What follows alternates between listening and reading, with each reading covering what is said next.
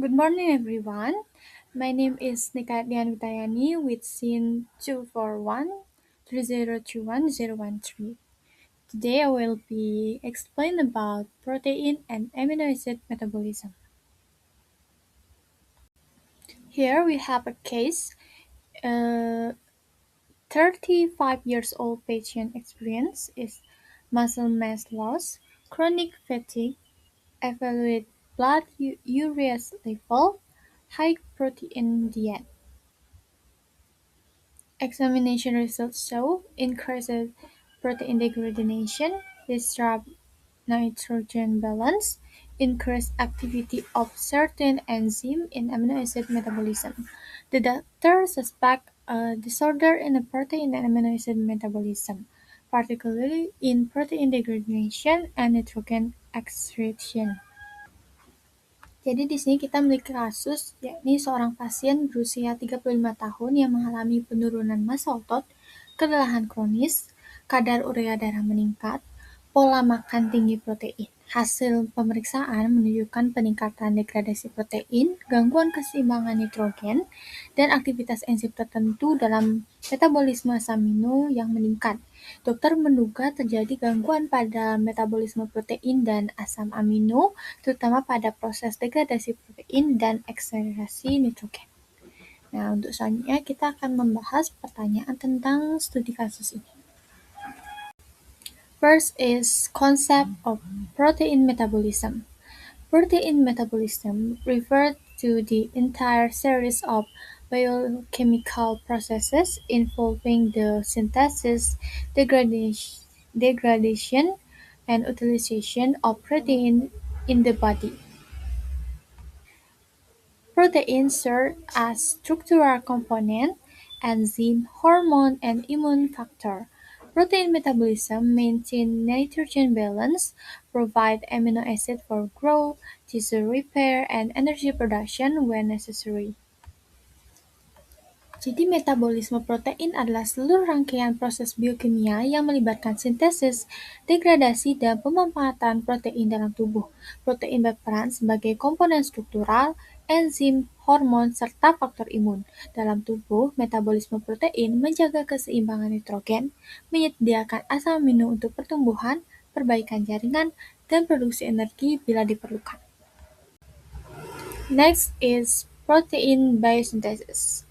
Is two is transcription and translation. Transcription is occurs in the nucleus. DNA is transcribed into mRNA by RNA polymerase. Next is translation occurs in the cytoplasm, specifically at ribosome. mRNA is read by ribosome with the help of tRNA carrying amino acids, which are assembled into polypeptides. This process ensures genetic information is expressed as function proteins. Biosintesis protein ini terdiri dari dua, yakni transkripsi dan translasi, di mana transkripsi terjadi di inti sel.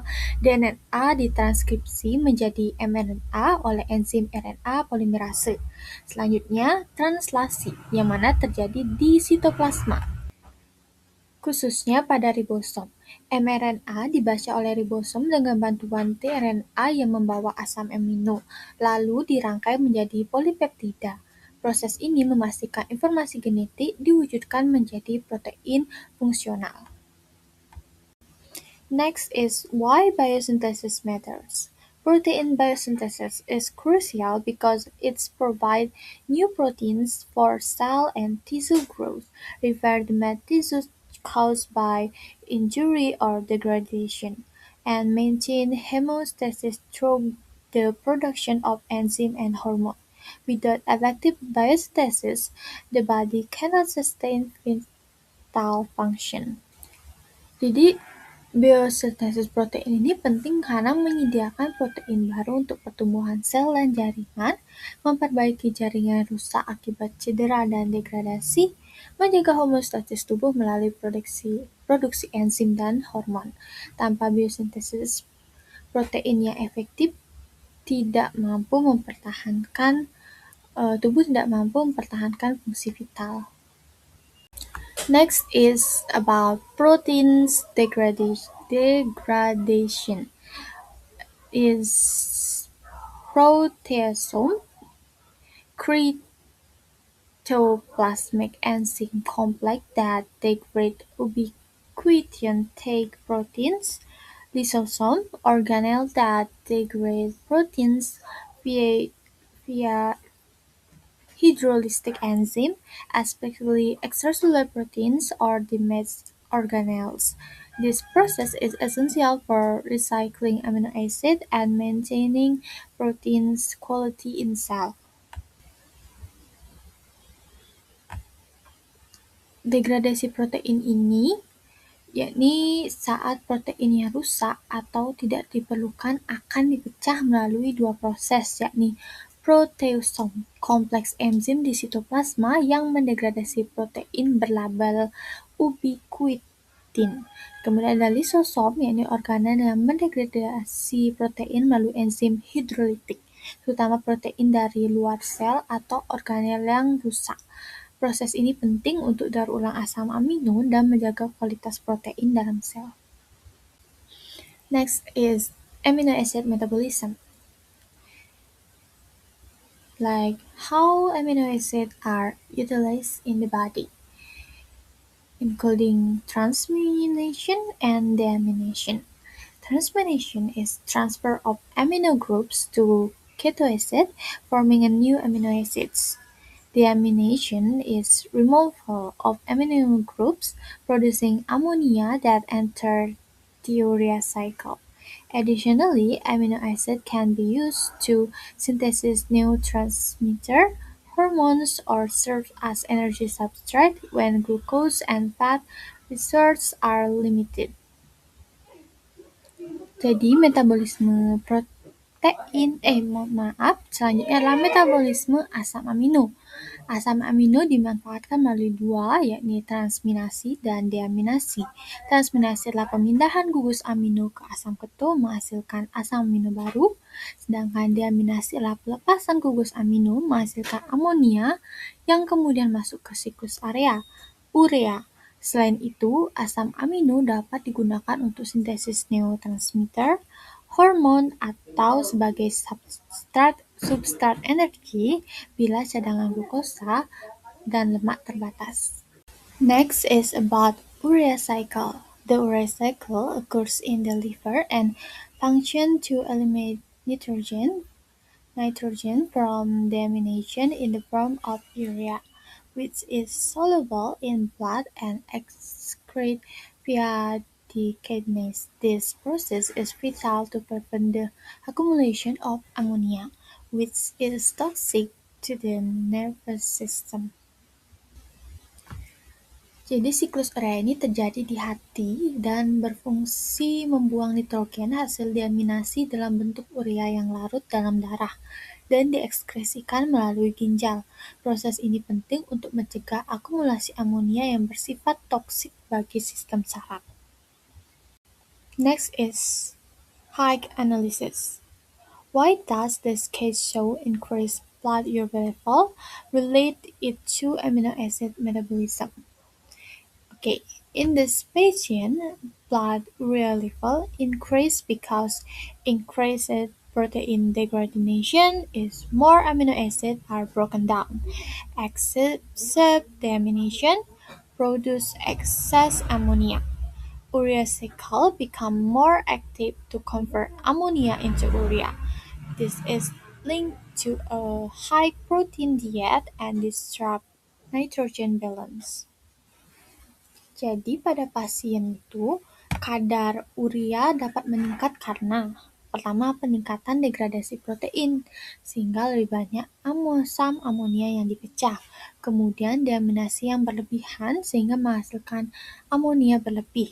Terakhir, siklus urea itu bekerja lebih aktif untuk mengubah amonia menjadi urea. Hal ini berkaitan dengan pola makan tinggi protein dan gangguan keseimbangan nitrogen. Next is nitrogen balance. Nitrogen balance is the comparison between nitrogen intake and nitrogen excretion. Positive balance, intake,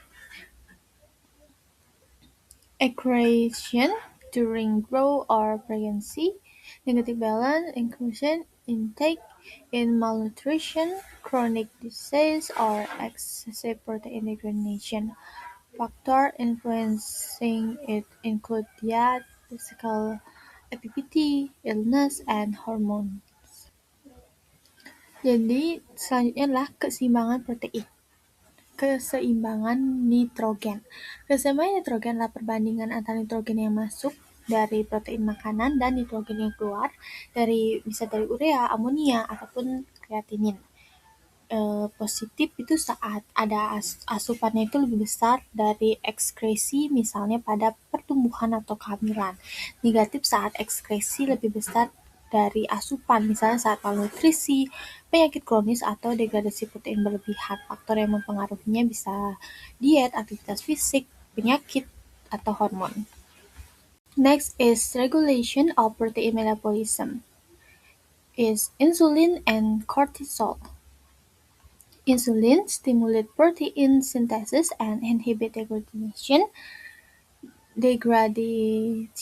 and cortisol increases protein degradation to provide substrate for gluconeogenesis. The balance of this hormone determines whether the body favors protein synthesis or breakdown. Regulasi metabolisme protein ini diatur oleh dua, yakni insulin dan kortisol. Insulin itu untuk merangsang sintesis protein dan menghambat degradasi, sedangkan kortisol meningkatkan degradasi protein untuk menyediakan substrat gluconeogenesis. Keseimbangan hormon ini menentukan apakah tubuh lebih condong ke sintesis atau degradasi protein. Next is integration of metabolism. I will explain the relationship between protein metabolism, carbohydrate metabolism, and lipid metabolism in energy supply. Protein, carbohydrate, and lipid metabolism are interconnected in energy supply, as amino acid can enter the Krebs cycle as energy substrate. Carbohydrate provide glucose for rapid energy. Lipids supply store energy in the form of fatty acid. This integration ensures the body has energy even when one source is limited. Jadi, protein, karbohidrat, dan lemak itu saling terhubung dalam penyediaan energi. Asam amino dapat masuk ke siklus Krebs sebagai substrat energi, karbohidrat menyediakan glukosa untuk energi cepat, lemak menyediakan energi cadangan dalam bentuk asam lemak. Integrasi ini memastikan tubuh tetap memiliki energi meski salah satu sumber terbatas. Next is case conclusion. The patient experienced increased protein degradation due to high protein diet and possibly imbalanced hormonal regulation. This led to chronic fatigue, muscle mass loss, and elevated blood urea level. The disrupt nitrogen balance indicates the body is losing more nitrogen than it retains, resulting in a negative nitrogen balance. Jadi kesimpulan analisis kasus adalah pasien mengalami peningkatan degradasi protein akibat pola makan tinggi protein dan regulasi hormonal yang mungkin tidak seimbang. Hal ini menyebabkan kelelahan kronis, penurunan massa otot, dan kadar urea yang tinggi. Gangguan keseimbangan nitrogen menunjukkan tubuh lebih banyak kehilangan nitrogen daripada menyimpannya, sehingga terjadi kondisi nitrogen negatif.